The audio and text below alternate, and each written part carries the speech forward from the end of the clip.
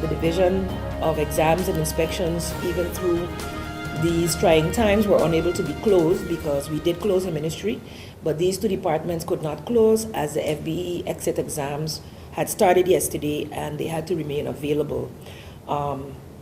This exam started yesterday. The schedules, apparently there seems to have been some type of an issue with scheduling.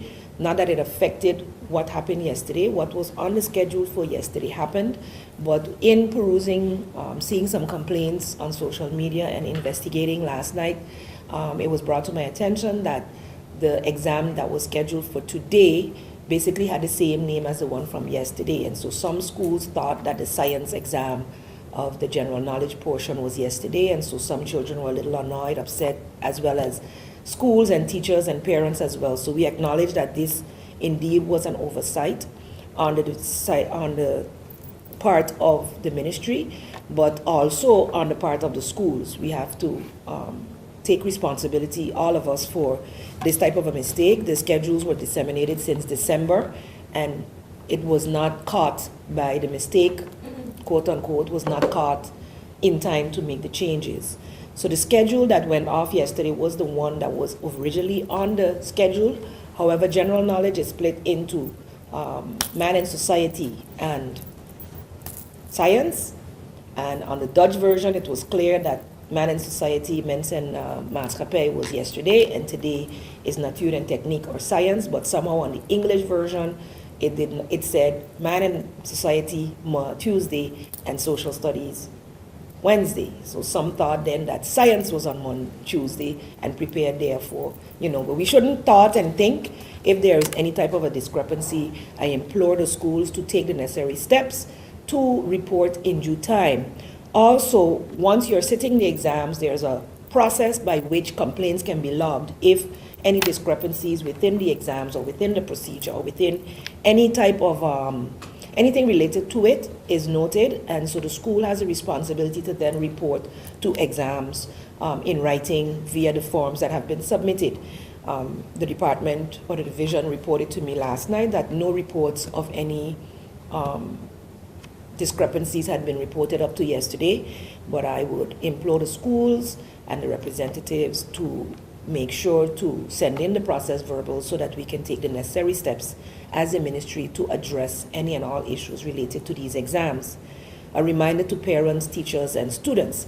These exams are an accumulative of 4 years of preparation minimal.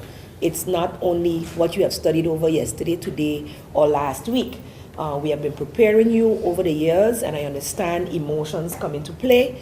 So as parents and teachers and schools in this case, we must prepare our children also to handle adversity. We must prepare them to understand that things don't always go the way that we planned for them to go, and to be ready to deal with it on an emotional as well as a physical level. So I asked the parent who called me this morning to lift up her child's spirits, though she's discouraged because she had been mentally prepared to do one test and faced another. The test will continue for the rest of the week, and they should always continue to strive to do the best that they can do in that moment. I also made a visit of the public schools, which fall directly under me, during last week and up to Monday. Yes, Monday, I visited the Prince William Alexander School as the last one, which also has students taking this FBA exit exam. And it is mainly to encourage the students to do their best in these moments, because it is not only these tests that will decide what high school they go to, also their achievements over the past 2 years and their general knowledge of what they're doing. So not to allow a momentopname, as they say in Dutch, a picture moment basically of what they're doing today, tomorrow, yesterday, and the rest of the week, to determine or to bring them down if they did not do as well as they know they should. And they should take each test as a new opportunity to prove themselves to be the best that they can be, despite whatever circumstances they may be personally facing or may be going on within their schools, or whatever the case may be. And an issue such as yesterday is one that can easily throw off a child, So I wish them all much success in dealing with these exams. It is but one moment in time, and the rest of your life is ahead of you to readjust your compass, to move forward in the direction in which you are planning to go. So much success to all of them, much success to the schools, and much encouragement to the parents as you boost your children during this time.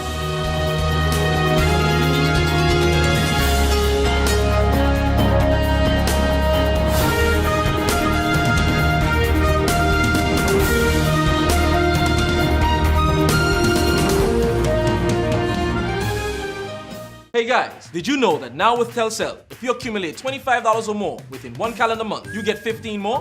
15 more? Yes, 15 more. However you want. So I can top up $3 now, $10 next week, and so on until I reach or pass $25? That's right. Get 15 more. Wow! I feel like a 15 again. Yeah. Right. Accumulate $25 or more within one calendar month and get 15 more. Telcel, when you want more. Need a loan that's quick and easy. Island Finance. Up to 50,000 guineas real easy. Island Finance. For education, a renovation. That's no problem. Yes, it's true. That's not all. They're quick and friendly too. Island Finance. Appliances, vacations, even fix your car. You can depend on Island Finance. GEBE has been faithfully serving the communities of St. Martin, powering your home and our economy. Come rain or shine, our qualified team of professionals are working hard 24 hours a day to provide you and your family with safe, reliable electricity and water.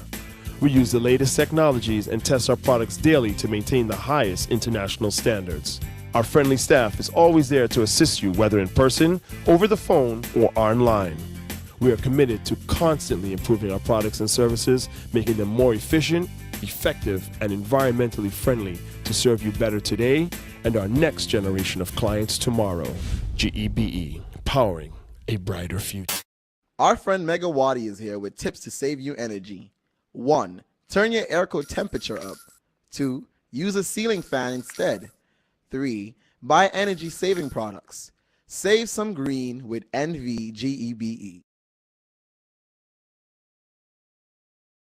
I need to remind the public of this, that we also have our car raffle, which is the following day, June 18th.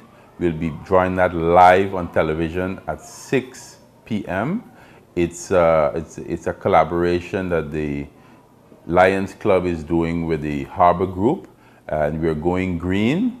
It's a beautiful car that we have, and tickets are on sale right now. Members of the public, along with the bingo, they can pick up tickets at the Van Dorp in Madam Estate. You can also pick up tickets at Big D's Photo Studio, and also at the Lions Den on Sucker Garden Road, at the ASA office, or any Lion member. And when you see a Lion member, you know they are a Lion member. They always have tickets on them. You can ask them for tickets either for the Mother's Day Bingo on June 17th or the Father's Day car raffle on June 18th. And the Lions will be selling tickets every Saturday from now until June 17th at the Lions Den. You can pull up with your car and the Lions will be outside, and you can pay a little $10 and you can pick up your tickets for either the Mother's Day Bingo or the Father's Day car raffle.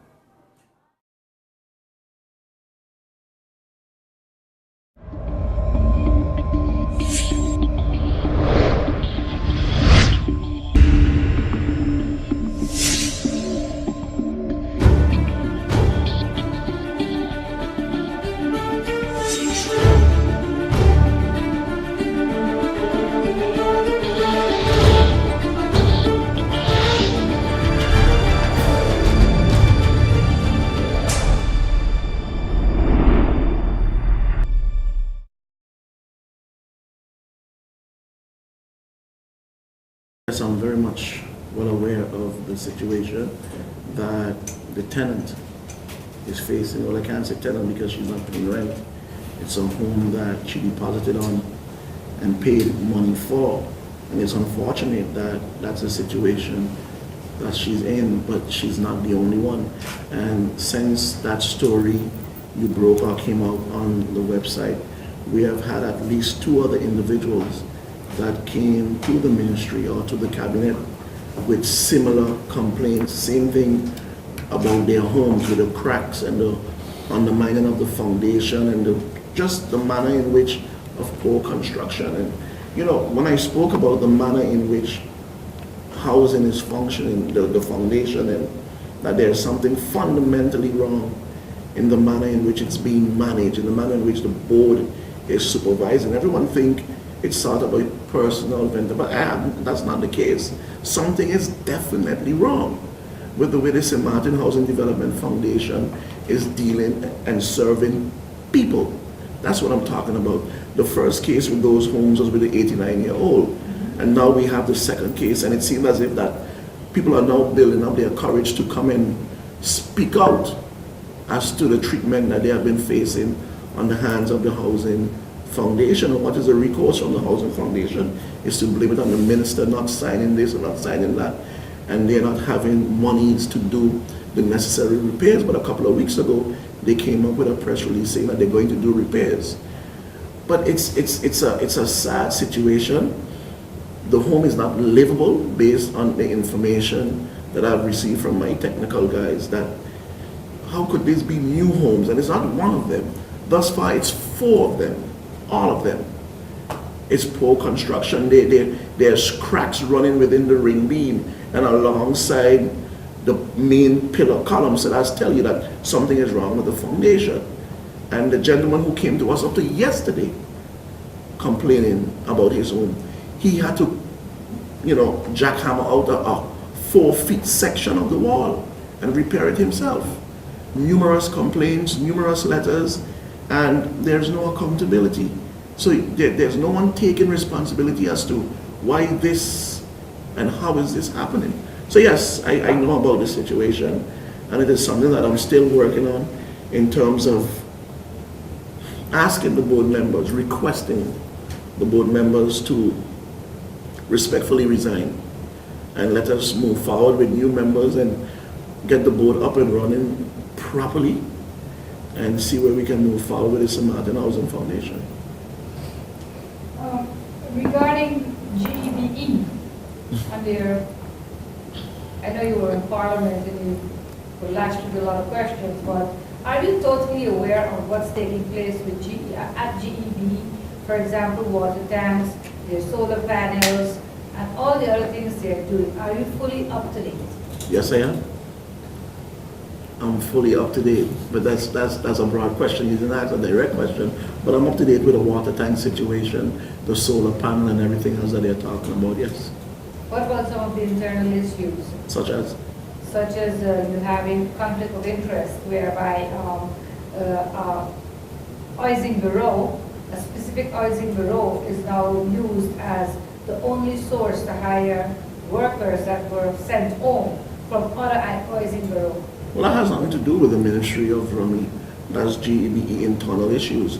I don't see no conflict in that. I don't know about it. If they're using housing bureaus or job agencies to hire personnel to work, that has nothing to do with us here at the Ministry of the Cabinet.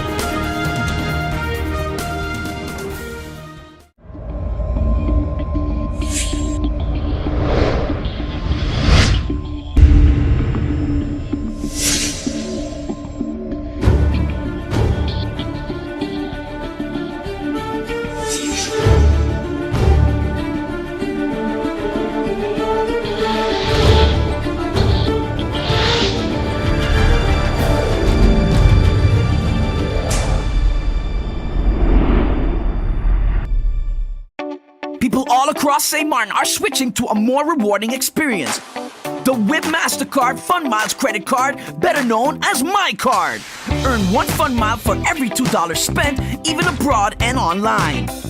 This will quickly get you a ton of fun miles to redeem for travel, shopping, food, fuel, and much more.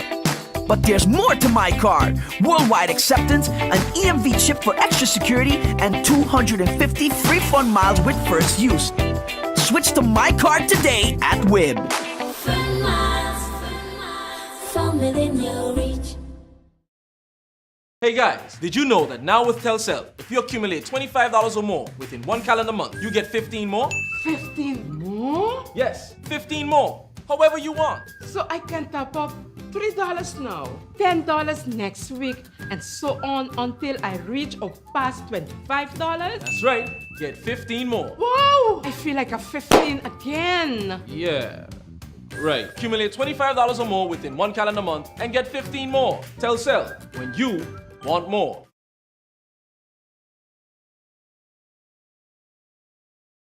As you know, I also have another initiative, and that has to do with the matter of the ordinance, changes to the ordinance on the registration and finances of political parties, and that is dealing with the matter of the requirement for not only an audited annual account by all political parties, but one of the issues that political parties have been having is the fact that that annual report of political parties need to be signed off by a registered accountant. Again, in our terminology, a registered accountant is exactly that. So you can't take a chartered accountant, you can't take a CPA, you need to have what in the Dutch system is understood to be a RA, a registered accountant. I think that should be opened up, given some more leeway in terms of who could sign off these reports. In addition to that, I have met with the Electoral Council on this matter of these changes, and there's some other areas that I'm looking as well as including now that I have started on the changes to that law. As you know, the matter of the plastic bags, I explained that on several occasions and explained that there was a draft initiative before by member MP Franz Richardson and former member MP Johan Leonard. However, that was not a ban on plastic bags. That draft initiative was actually changed to the environmental law so that the government then can make certain practices, including, for example, the usage of plastic bags, that they can disallow that, so not allow it anymore. My approach to the plastic bags has been one of changing the general police ordinance to make it directly and prohibited to have plastic bags, to use plastic bags. That approach is the one that Aruba took, and they have changed their general police ordinance to make the use and the distribution of plastic bags prohibited. That is not something from today or tomorrow, as I have seen from the Aruba approach to it. In fact, one of the persons that has been closely involved with this project on Aruba, which of course included a law, it included the whole awareness campaign, it included the different discussions with stakeholders. That's the way that Aruba comprehensively addressed the matter. And one of the persons very closely involved contacted me upon reading about these initiatives and proposals, and has offered, it's a lady, has offered her assistance to St. Martin with respect to this. But there's a lot of things, there are many things that we need to take into consideration. For example, something that was not foremost in my mind and someone brought to my attention when the whole issue of, let's call it a plastic bag ban came about, and that was, what do fishermen, what do they do if they are not allowed to use plastic bags to sell their fish? And so immediately that put me to think as well. So it's an issue that we need to take into consideration. My first thinking upon hearing that question was that then maybe we got to look at something that was very common in the past, and that was what we call the cruder bags, for example. And in talking to the same lady from Aruba, because there too they had the same issue, what do fishermen do? And what going over to, for example, wrapping fish in old newspapers or something like that. So the discussion has to take into consideration, and I see indeed formerly we would just trap the fish. They would go in no bag, no paper, no cruder bag, nothing of the sort. But of course times have changed, persons have to travel longer with their fish, but it is definitely worth looking at in having the discussions. And that's why stakeholder consultations are so important. Get the feedback from those out there who will be affected by something like the plastic bag ban. And I believe we have to start somewhere. With the cooperation of the entire public, we need to start somewhere.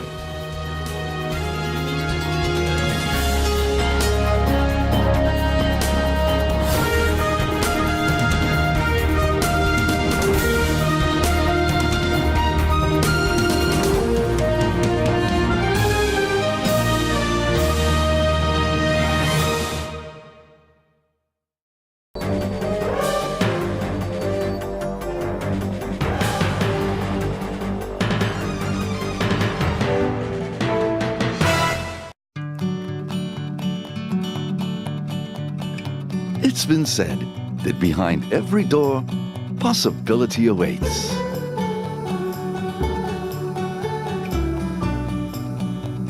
How much possibility depends on which door you open first. Every day, we help our customers discover the possibilities in their lives. It all starts with a conversation. Scotiabank. Discover what's possible.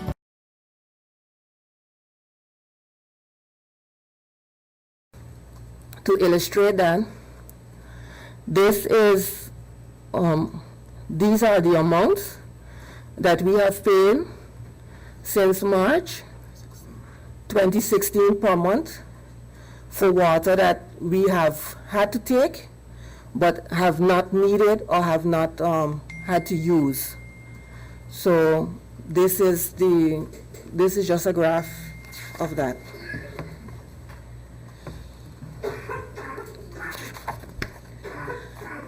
If we go to our electrical grid, we know of the power plant, and then there are 4 substations.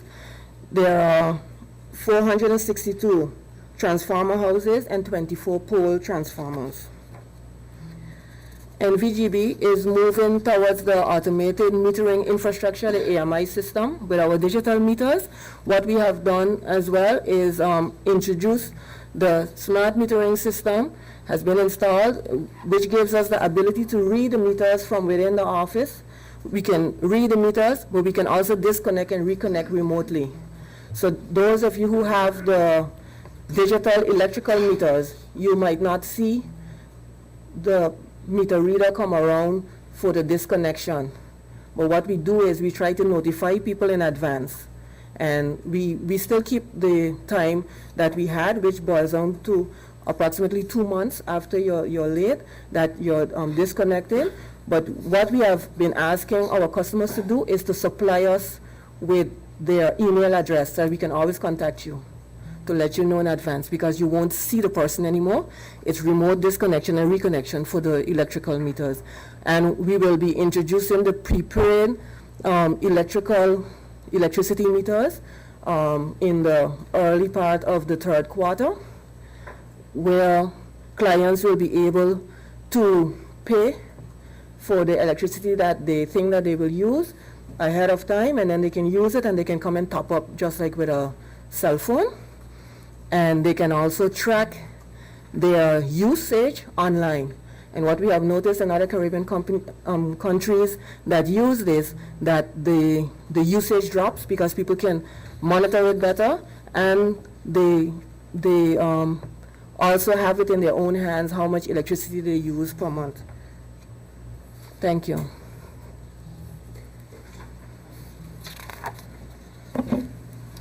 I will continue briefly with electrical production capacity. I'll go through it as fast as possible for the sake of time. We have in the power plant a number of engines. We have currently 3 of them, way over 25 years of age. Engine number 7, the first one in red over here. We still can get parts for this engine fairly much available from Wasilla, because of Wasilla made engine. And the other 2 below here, which are in red, are Dutch made. Getting parts from is a challenge, so we decided back then to not overhaul these engines anymore because the parts are quite expensive and the age of the engine as well too. And we decided then back in 2010 to phase out these engines with newer ones. Hence we got engine number 20 came online last year December, and we are now in discussion, planning to go to engine number 21.